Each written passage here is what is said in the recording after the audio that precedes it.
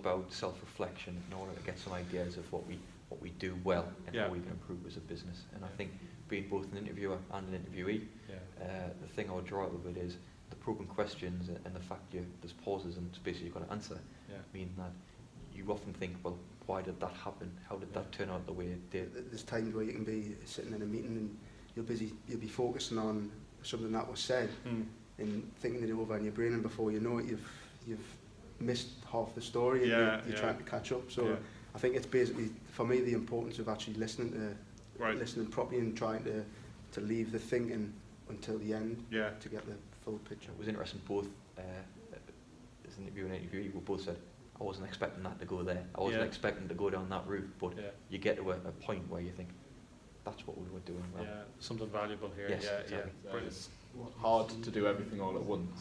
Yeah. But I found silence to be my friend. Silence to be your friend. That's as brilliant, isn't it? As the interviewer, Yeah. So it's interesting. We rarely, I think, get the opportunity to really reflect. And the appreciative inquiry interview is kind of putting you in a position of reflecting back on yourself. And it's interesting often what comes to the surface that maybe you knew about but somehow had forgotten, and it's helpful to remember. I found it surprising that I would often find myself talking to fill space. Yeah. Because it would make me nervous. Right. But I'm getting a bit more comfortable with. Yeah. You're a natural at the silence, I think, Connor. Thank you. Brilliant. It was something new and it was very hard. Yeah. But it was very encouraging for the person Yeah. to talk more. Brilliant. So that was great for me. What I hope to do is get into people who I don't really speak to on a day-to-day basis and understand what their motivators are, what they think we do really well, because you might get some surprises in there, I think. On a wider scene, let's come together right now.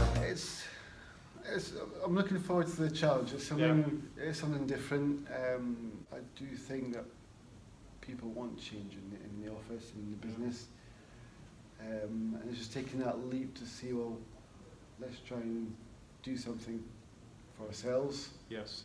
Instead of just waiting for it to cascade down. So About going out with people, having a conversation and saying, look, this is what we're trying to achieve here. So I think this course has been really helpful in letting us see that, the power of conversation, the power of listening, the power of being enthusiastic about things. Yeah. So, Lucy, you're actually leading this appreciative inquiry program across PG and PS. What would you hope to see over the next kind of 3, 4, 5 weeks happening? So I think we've been working with these guys for the last couple of days on how to go out and be inquirers in the organisation. So that would be happening, but it would be happening with all sorts of people. So especially management, actually. So the MDs, Steve Scrimshaw, they would be definitely part of it, and other people in the organisation. So we'd get a real kind of cross-section, I suppose, of different people having really good conversations. I think especially for people who maybe haven't gone through appreciative inquiry before, to start noticing just how powerful it is just to do the interview process or the conversation with people. And for the leaders in the organisation to experience that as well.